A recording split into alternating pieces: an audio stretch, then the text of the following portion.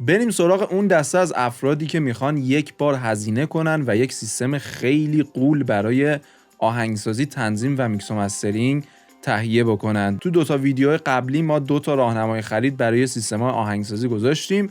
یکیش تو بازه 17 میلیون تومان بود، البته مال چند ماه پیش بود، و یکی هم که تو بازه 27 میلیون تومان، باز برای اونایی که میخوان یکم بیشتر هزینه بکنن. و امروز میریم سراغ بازه قیمتی بالاتر.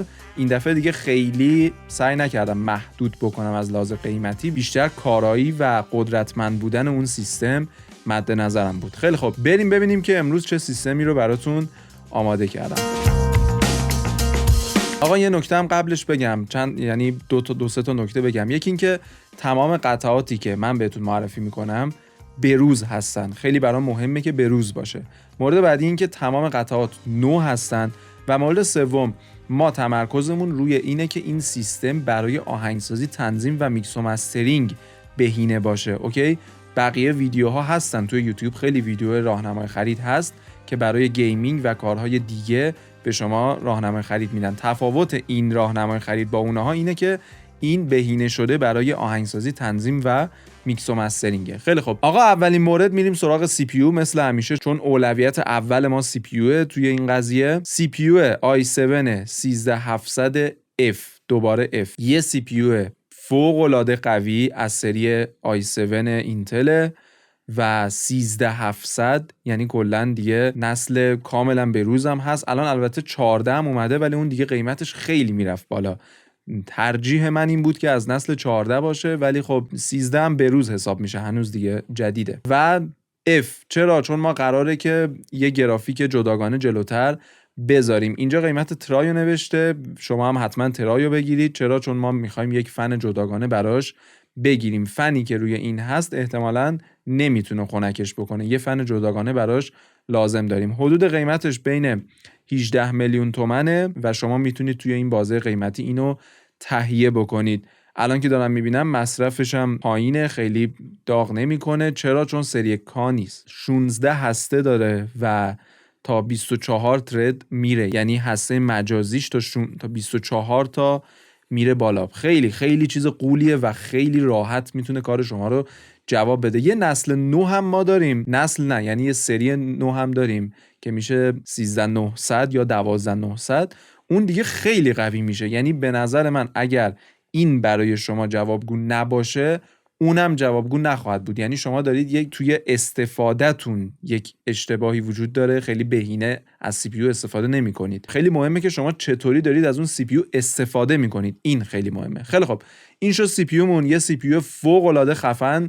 قطعاً وقتی داریم یه همچین سیستمی میبندیم، هزینه خیلی زیادی رو میذاریم برای همین بخش. بریم مورد بعدی، مادربردی که اینجا براتون گذاشتم B660 پلاسه. حالا اینجا نسخه وای فایش هم هست، میتونید نسخه غیر وای فایش رو بگیرید که احتمالاً قیمت کمتری داره. چرا این مادربرد؟ چند تا دلیل داره. یکی این که از لحاظ قیمتی خیلی به صرفه است، قیمتش حدود 6700 اینها من اینجا نوشتم. حالا میانگینی که از قیمتا بگیرید همون 6700 میشه. 4 تا اسلات رم به شما میده، یعنی شما میتونید 4 تا رم رو کنار هم بذارید. الان یه 16 میذارید یا الان 2 تا 16 میذارید، باز بعداً میتونید 2 تا 16 دیگه هم بذارید، یعنی تا 64 گیگ میتونید با رم های 16 گیگ برید بالا.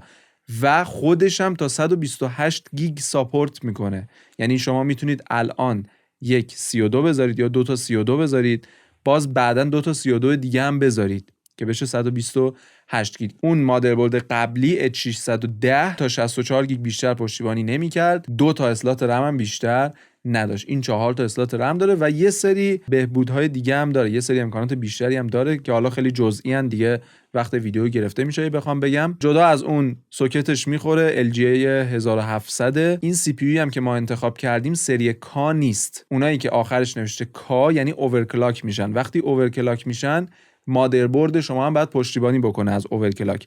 ولی این سی پی یو ما از اونجایی که اورکلاک نمیشه، ما لازم نداره که بریم یک مادربردی که پشتیبانی میکنه از اورکلاک رو تهیه بکنیم.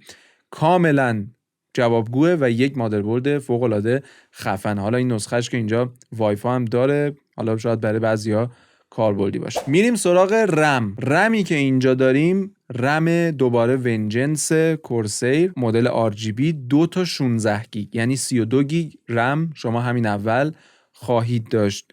3600 CL18 میتونید 3200 CL16 هم بگیرید، همونی که توی ویدیو قبلی بود، و یا حتی میتونید بیشتر هزینه بکنید مگاهرتز بالاتر، فرکانس بالاترش رو بگیرید. ولی من از اونجایی که میخواستم قیمت خیلی دیگه نره بالا اینو گذاشتم. این کاملا جوابگوی 32 گیگابایت رم پرسرعت خواهید داشت، مدل RGB هست، چون جلوتر احتمالاً کیس RGB بخوایم روش بذاریم، اینطوری باشه قشنگتر میشه. برندش اوکیه، حافظش اوکیه، مگاهرتز و CL و اینهاش هم همه درجه 1. خیلی خوب، بریم سراغ مورد بعدی، پاورمون. پاوری که اینجا داریم یه پاور 650 واته، مدل MSI، یعنی مارک برند MSI، و 650 وات بیش از حد مصرف این سیستمه. چرا 650 وات گذاشتیم؟ برای اینکه شما بعداً اگر خواستید ارتقا بدید این سیستمو، چون این سیستم CPU و بقیه قطعاتش خیلی بالاه، ولی گرافیکی که ما الان میذاریم گرافیک خیلی قوی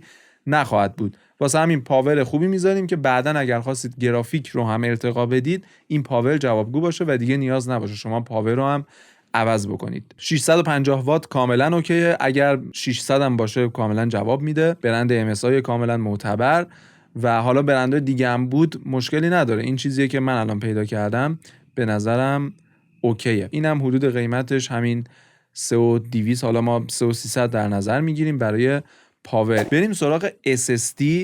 یه SSD بمب، یعنی دیگه واقعا خفن‌تر از این نمیشه شما داشته باشی. 2 ترابایت حافظه M2 NVMe برند سامسونگ، یعنی همه چی درجه 1. این یکی از بهترین SSD هاییه که توی بازار موجوده. 2 ترابایت، شما کاملا جا دارید که دیگه هر پلاگین نکسوس 4 رو هم راحت میتونی روش نصب بکنی، آمینسفیر جدید رو هم میتونی بریزی، هر VSC سنگینی هم که بخوای میتونی بریزی و با سرعت خیلی بالا. این کاملا جوابگوه. پس توی SSD ما ترکوندیم، توی CPU و SSD تا اینجا ما ترکوندیم، یه چیز خیلی خیلی خفنه. بریم سراغ گرافیک. گرافیکی که من اینجا برای شما در نظر گرفتم همین 1650 که توی ویدیو قبلی گفتیم اگر میخواید هزینه بیشتری بکنید توی اون رده قیمتی اینو بذارید. اینجا دیگه بیس همینه، دیگه کمتر از این خیته شما برای یه گرافیک، میگم گرافیک یه کیسی که 50 میلیون قیمتشه، گرافیکش مثلا آن بورد باشه یا نداشته باشه. این اولین پیشنهاده. اگر میخواید بیشتر هزینه بکنید بیاید سراغ این گرافیک 4060. پیشنهاد من اینه که بیاید سراغ همین گرافیک، خیلی خفنه، سری 4000 و جدیده و 4060. بعد از این شما بین این بازه 8 میلیون تا 16 میلیون چند تا کارت دیگه داری، مثلا C50 رو داری ولی نمیصرفه. C50 هم مال سری 3000 و هم 50، هم مدلش پایین‌تره هم قدیمی‌تره، ولی قیمتش از این شاید بگم 3 میلیون 4 میلیون ارزون تره. خب شما 3-4 تومن بیشتر میدی اینو میگیری. ببین اینجا ما یه سایتی داریم که میاد مقایسه میکنه اینها رو، میای اینجا میزنی 4060، اینا هم میزنیم C50. ببین چقدر قوی تره از C50، خیلی قوی تره، ولی قیمتش حدوداً 4 میلیون فکر میکنم گرون تره. پس اگر شما این گرافیک رو نگرفتید دیگه مستقیم بیاید سراغ این گرافیک، حتی بیشتر هم میتونید هزینه بکنید، ولی این یک خرید کاملاً از لحاظ قیمتی و از لحاظ قدرت فکر میکنم GTI 6 هم این راحت برای شما ران بکنه. حالا نه که با گرافیک خیلی بالا، چون اون چیزی که من تو تریلر دیدم فکر نمیکنم با گرافیک خیلی بالا بتونه بیاره، ولی همین که با مدیوم هم بیاره خیلی باید قول باشه که با هم مدیوم هم بتونه بیاره. پس اگر گرافیک براتون مهم بود و خواستید بازی بکنید بیاید سراغ این گرافیک، میشه 16 میلیون، وگرنه این گرافیک حدود 8 میلیون اکثر بازی‌ها رو مدیوم یا حتی بازی‌های سبک‌تر رو میتونه رو های برای شما بیاره. دوباره میرسیم به کیس. اینجا من برای شما تصمیم نگرفتم، توی این بازه قیمتی شما میتونید هر کیسی که دوست دارید، میخواید RGB باشه یا هر چیز دیگه‌ای. من خودم این کیس رو باهاش خیلی حال میکنم، گیرین این گیگابایت رو خیلی حال میکنم. حالا اینو نرفتم تحقیق کنم ببینم ابعادش چقدر و اینها، ولی دیگه این به اختیار خودتون. یه کیس گیمینگ میخواید، RGB میخواید، هر چی که میخواید در نظر بگیرید. من 3500 کیس رو در نظر گرفتم. دیگه وقتی دارید یه کیس 5 میلیونی میبندید، کیس 3500 دیگه حداقلشه، 3 تا 4 تومن دیگه حداقلشه. باز دوباره خیته که توی یک کیس 1 تومانی 5 میلیون قطعات شما بریزید. آخرم میریم سراغ فن سی پی یو. حالا اینو شاید زودتر باید میگفتیم. فن دیپ کول سوکتش 1700. اینو دقت بکنید، هر چی میخواید بخرید سوکتتون 1700 باشه. چرا؟ چون سی پی یو تون 1700. مدل AK500 کاملا جوابگوه. این سی پی یو که ما انتخاب کردیم اورکلاک نمیشه، سری کا نیستش که خیلی داغ بشه، پس این کاملا جوابگوه. باز هم میتونید بین کولرهای آبی و بقیه فنا هم تحقیق بکنید، ولی چیزی که من بهش رسیدم این خیلی خیلی راحت جوابگوی کار شما هستش. فن بادیه، سرسایه خیلی زیادی هم نداره. همه اینها رو که جمع ببندید مجموعاً میشه 52500، یعنی حدود همون 50 میلیون. ممکنه وقتی شما تهیه میکنید یکم اختلاف بالا پایین بشه، حالا جایی که میخرید و اینطور قضیه ها دیگه. خیالتون از لحاظ سیستم و سی پی یو و رم و اینطور چیزا، حافظه 2 ترا سامسونگ NVMe M2 اصلا اون میترکونه.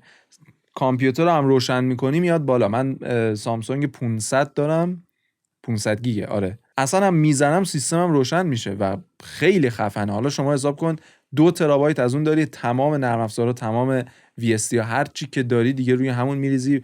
مثلا شما GTA جدید که میاد روش نصب میکنی، میری تو لود شدنش تایم زیادی نمیبره با اینکه اونقدر حجم زیادی داره. به هر حال یه آینده نگری هم کردیم. خیلی خب، لایک یادتون نره، لایک ویدیوها خیلی کمه، بیشتر لایک بکنید. کامنت انگلیسی دمتون گرم همیشه میذارید، باز هم بذارید و سابسکرایبتون رو چک بکنید که نپریده باشه.